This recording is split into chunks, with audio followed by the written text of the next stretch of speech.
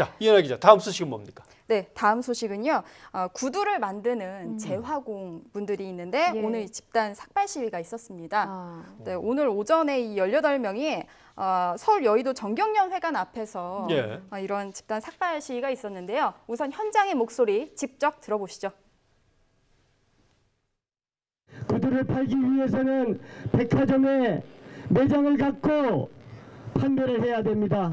홈쇼핑을 이용해서 판매를 해야 됩니다. 그런데 백화점 수수료가 38%입니다. 홈쇼핑 수수료가 41%입니다.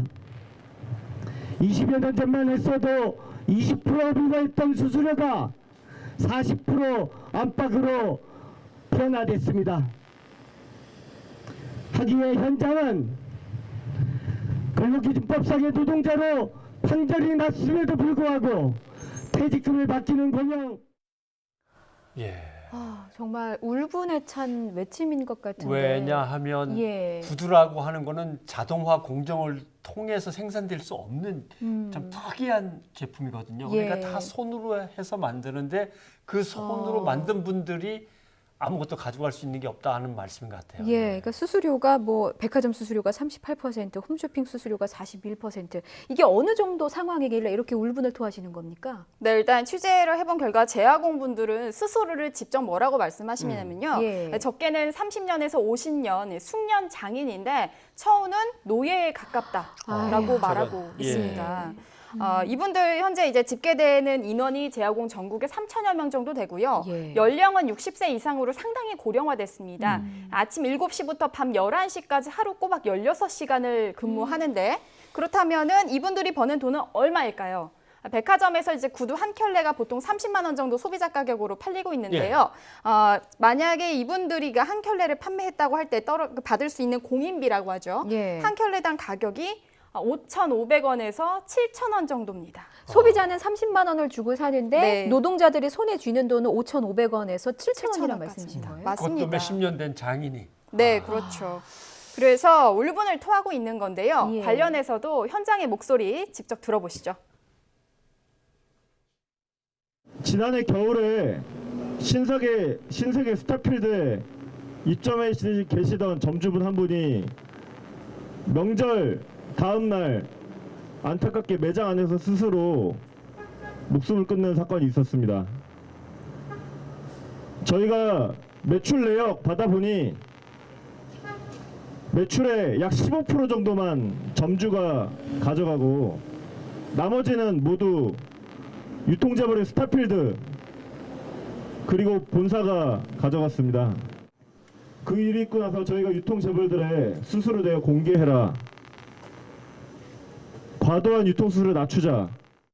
네. 그러니까 지금 저렇게 여러 가지로 제안을 했는데 결국엔 현재까지도 제대로 된 답변을 들은 적이 없다라고 예. 말을 하고 있는 거고요. 그러니까 결국에는 이 엄청난 수수료 때문에 재공뿐만 아니라 모든 사람들이 고통을 받고 있다라고 이야기를 하고 있는 겁니다. 예.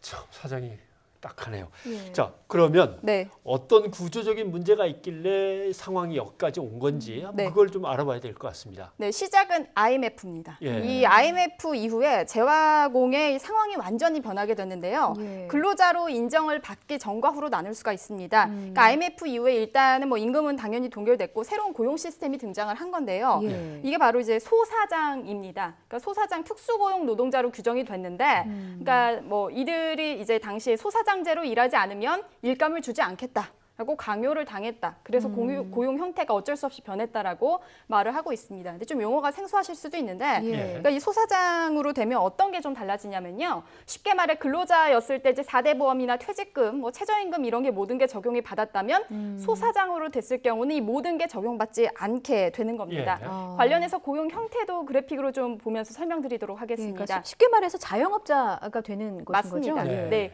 그래서 지금 보시면요. 가장 최상층에 이제 대형 유통업체가 있습니다. 예. 여기에는 백화점과 TV 홈쇼핑이 있고요. 그리고 원청업체가 있습니다. 원청업체가 바로 이 유통업체에 납품하는 곳입니다. 예. 그리고 아래 하청업체가 있고요. 그다음 가장 아랫부분에 보시면 이제 재화 노동자분들이 계십니다. 하청업체 노동자가 아니라 예, 그렇습니다. 따로 소사장제로 근데 나와 사실상 재하청을 받는 분들이 되는 거고요. 네. 이분들이 이제 만드는 구두가 그 소비자들이 신게 되는 거죠. 그래서 이제 이런 구조이기 때문에 재화공들이 일감을 얻기 위해서는 사실 어떤 불합리한 계약과 대우도 감수할 수밖에 없는 구조다라고 전문가들은 보고 있습니다. 관련해서 전문가 이야기 직접 들어보시죠.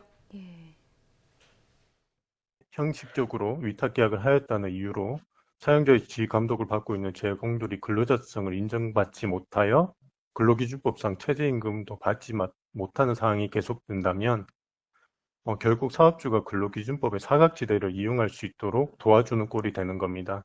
그러니까 우리가 생각했을 때 보통 최저임금이 어떤 의미를 가지냐 좀 예. 보면은 근로자의 최소한의 생계보호를 위해서 만들어진 임금제도입니다. 예. 근데 아까 이제 재하공은 말씀드린 것처럼 이제 소사장이기 때문에 최저임금, 뭐 4대 보험, 퇴직금 다 적용받지 않습니다. 예. 그래서 이제 결국에는 어떤 법적 보호도 받지 못하는 상황에서 예. 결국 최저임금보다도 더 적은 그러한 노동에 대한 대가를 받는 것이 문제다라는 게 지금 방금 이 설명입니다.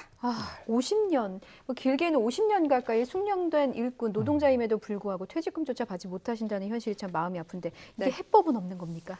해법은 일단 정부에서 나서는 게 가장 중요합니다. 예. 왜냐면요, 소사장이나 하청업체 입장에서는 사실상 이 대형 유통업체나 아니면 뭐 원청회사 사이의 수수료 수준도 전혀 지금 공개가 되지 않고 있는 상황입니다. 예. 그러니까 아까 말씀드린 그런 그 삼각형의 구조에서 전체 모두가 어느 정도의 수수료를 받고 있는지가 지금 모르고 있는 상황이거든요. 예. 그래서 이제 공정거래위원회나 아니면 정부의 그 직권조사로서 일단 투명하게 밝히고 그 다음에 해법을 나서는 게 가장 우선이 되겠습니다. 예. 예.